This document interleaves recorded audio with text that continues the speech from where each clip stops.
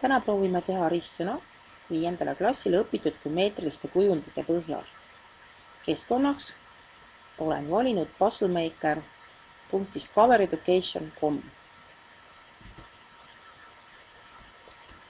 Meil avaneb leht, kus tegelikult on palju muid võimalusi lisaks tavalisele ristsõnale. Siin on siis võimalik teha tegelikult krüptogramme, sõnarägastikku ja muid asju. Praegu valime siit crisscross, see siis võimaldab meile teha ristsõna. Ja avaneb meile siis 4-sammuline ristsõna koostamise vahend.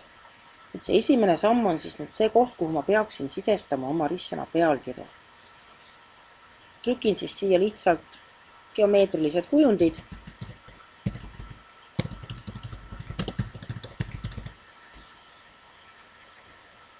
Ja sellest esialgu piisab.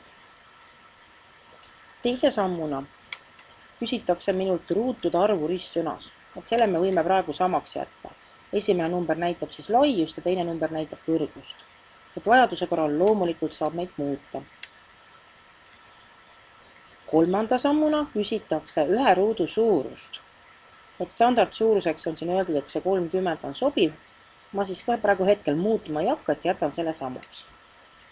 Ja nüüd kõige olulisem on siis see 4. samm. Siin on nüüd selline tekstikast, kuhu ma pean siis kirjutama oma ristsõna küsimused ja vastused. Oluline on meelde jätta, et see ristsõna koostamise vahend tahab siis saada vastuseid ennem ja küsimusi pärast. Oletame, et ma tahaksin näiteks küsida, et mis on see mõõteriist, millega ma saan mõõta näiteks nurka. Teatavasti on vastuseks mall, seega ma pean sisestama ennem siia sõna mall, seejärel tühiku. Tühik märgib siis siin selles ristsõnas nüüd selle vastuse ja küsimuse vahelist piiri.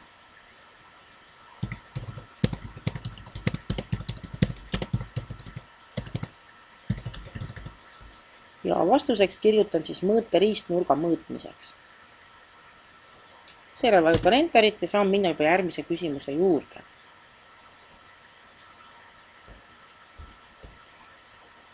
Nüüd lisasin siia erinevaid küsimusi ja vastuseid. Umbes natukene üle 10.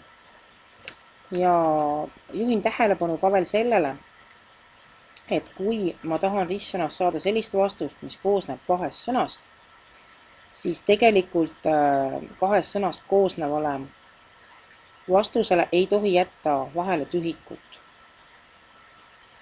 Näiteks kui ma küsiksin, et millised on need sirged, mis kunagi ei lõiku ja tahaksin saada, et vastuseks oleks paralleelsed sirged, siis ma pean need paralleelsed sirged kirjutama kokku.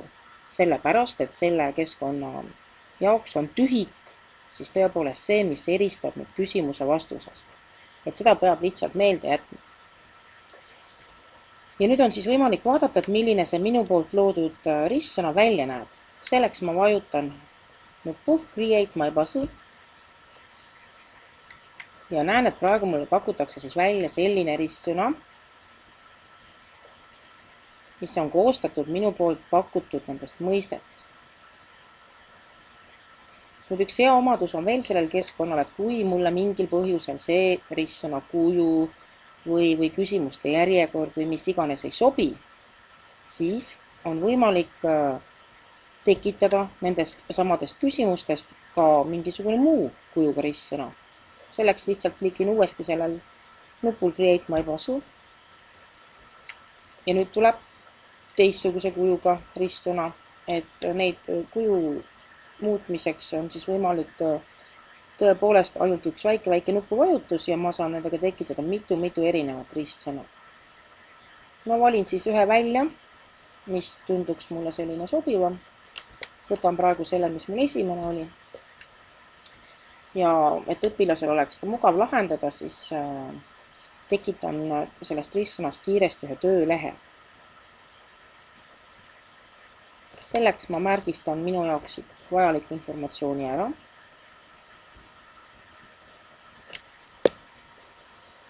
märgistatud teksti, siis kannan ümber Wordi.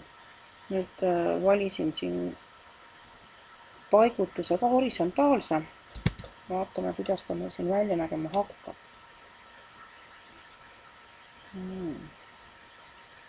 Siin on üsna palju meil tühju lehti. Kõigepealt tuleb siis nendest meil lahti saada. Nii, võtsin siit ühe tühja lehe nüüd maha. Nüüd, kuna mul ristsõna on siis toodud sisse pildina, siis natukene paigutan seda pilti oma töös ümber.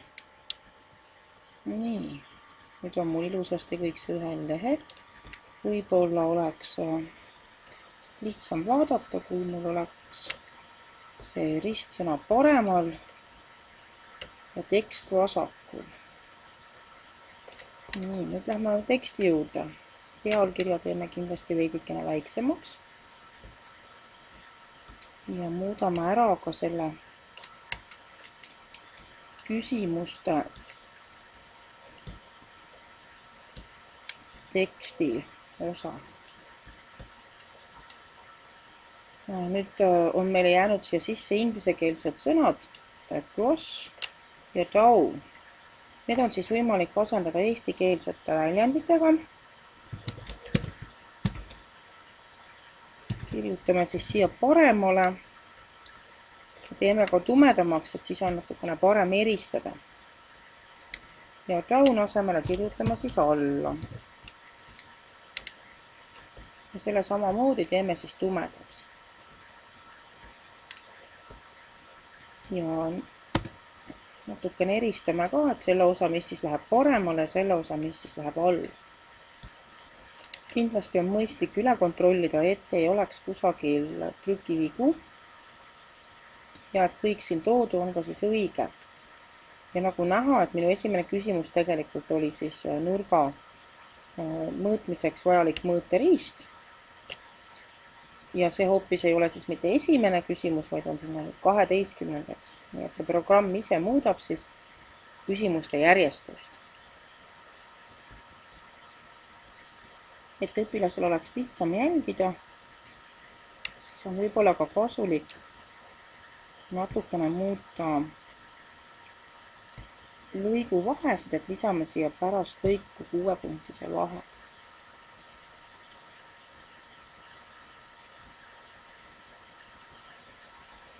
Nii, nüüd jääb üle lisada ainult tööautor. Seda teeme päise abil.